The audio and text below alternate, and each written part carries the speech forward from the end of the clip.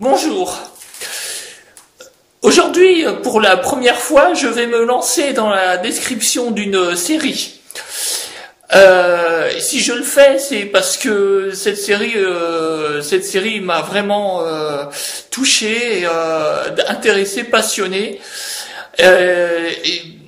Et donc, en fait, je ne me demande d'ailleurs si j'ai déjà eu cet intérêt aussi fort pour une série. Peut-être dans ma jeunesse, quand je regardais Dallas, j'avais fait tous des épisodes, je crois, mais depuis, je n'avais jamais suivi une série comme ça. Alors, de quelle s'agit-il? Il s'agit de Gomorrah. C'est une série italienne qui fait un carton en Italie d'ailleurs, et ailleurs aussi, hein. Et ça traite de la Camorra pas sicilienne, napolitaine. Oh là là, mon truc qui se casse la figure. Bon, c'est complètement improvisé ce que je fais là aujourd'hui. J'ai aucune préparation, mais c'est vraiment mon cœur qui parle là.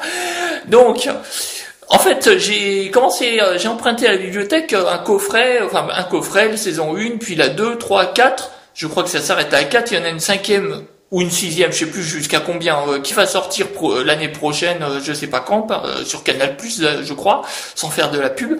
Bon, donc j'ai fait ça, j'ai suivi très attentivement, et j'ai lu le livre après. Ce livre, alors je mettrai toutes les références en description de la vidéo. C'est un écrivain, c'est un journaliste en fait qui s'était introduit dans cette mafia, dans ce cercle mafieux, et donc qui a fourni des informations ultra précises, paraît-il vraies à plus de 90%, et le film se base sur ce livre. Et effectivement, on retrouve des scènes, des détails qui ont été expliqués dans le livre et qu'on retrouve dans la série. Voilà, après c'est vrai que la série, il y a beaucoup d'autres choses, des choses romancées évidemment, mais lui, le bouquin au départ, c'est vraiment un livre d'information.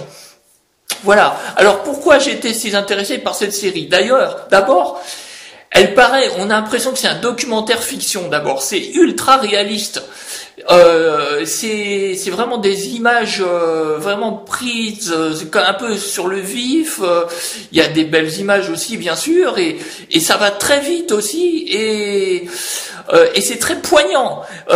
L'histoire est poignante, les rebondissements, l'ambiance, l'atmosphère, mais dur, hein, d'ailleurs c'est très dur, hein, cette atmosphère, on en prend plein de la figure. Les personnages aussi, ils sont vraiment des personnages qui marquent. Et donc on apprend beaucoup de choses sur le fonctionnement de cette Camorra napolitaine.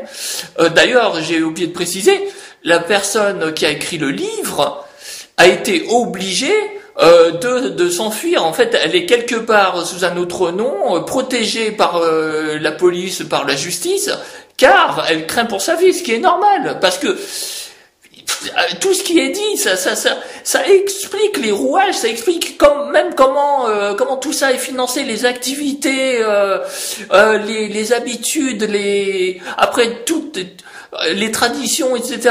En fait, on explique tout ça. Je pense que de toute façon, je pourrais pas sur cette vidéo tout expliquer ce que j'ai lu, ce que j'ai vu, c'est pas possible. Mais je vais juste vous dire un ou deux points comme ça. Bon, déjà tout ce qui est les conditions d'existence de cette j'allais dire cette communauté. Bon, non, c'est pas le bon terme, mais je veux dire de ce système. D'ailleurs, il me semble que on parle de système, c'est-à-dire le système truc avec un nom, le nom du parrain. Il me semble que ça se passe. Bon, bref. En fait, il y a toutes sortes de postes. Il y a des postes salariés. On commence par être guetteur, on surveille justement les points de vente, les lieux de deal.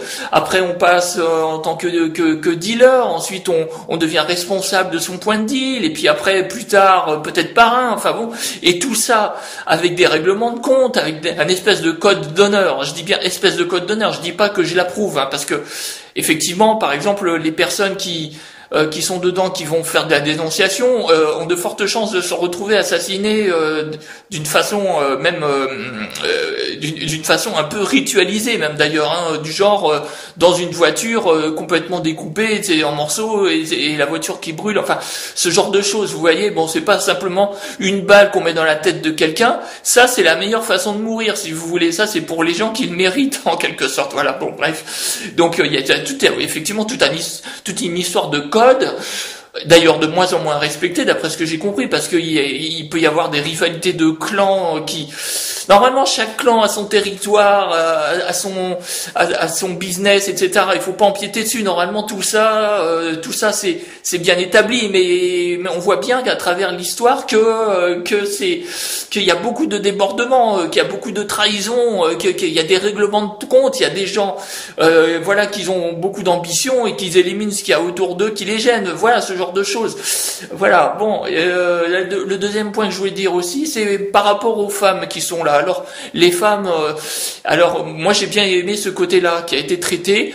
Bon, alors évidemment il y a les épouses de parrains par exemple, ou alors des dealeuses ou de personnes qui montent leur clan par exemple. On en voit quelques-unes.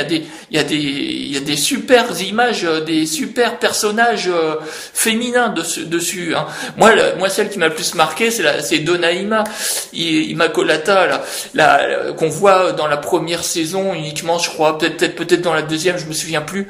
Bon, elle est vraiment, on voit bien qu'elle a ça dans le sang. Enfin, elle a déjà, elle est envoûtante, moi je trouve personnellement, et elle se fait respecter quoi aussi, et la façon de parler, de s'exprimer, voilà, tout ça, tout ça, c'est très prenant. Ce milieu-là, on va dire, il est un peu fascinant, mais évidemment, je ne fais aucune apologie. Hein, de ces milieux. Hein. Simplement, mais c'est une réalité en fait, hein, c'est ça aussi. Hein. Et tout ce qu'il y a la plupart des choses, comme je l'ai déjà dit dans ces livres, sont des choses vraies. Voilà, c'est pas moi qui le dis. Hein.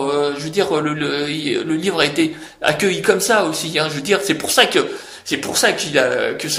cette série, elle a fait un carton, non seulement dans la réalisation, la mise en scène, mais aussi de la façon d'expliquer ça, contrairement aux séries nord-américaines sur la mafia, bon, le parrain, etc., bon, tout ce qu'on connaît, les classiques, hein, où on a tendance à positiver en quelque sorte, à glorifier ces parrains. Là, au contraire, je veux dire, là, il n'y a pas de glorification. On s'aperçoit que c'est un milieu de misère, de duperie, de trahison, de sang mêlé. Tout ça, c'est effroyable, quoi. Voilà.